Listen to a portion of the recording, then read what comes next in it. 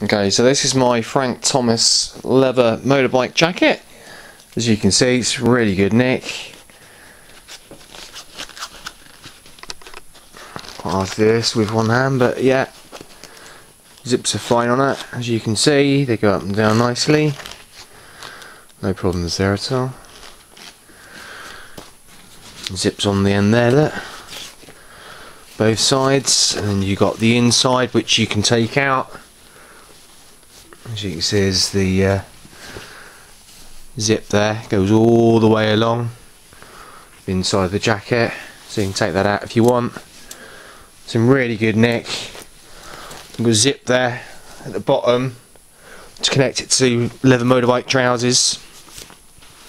Inside pockets as well, look. Just there. Really nice jacket. Really good neck. And it's currently on eBay. So if you want it, get in there quickly.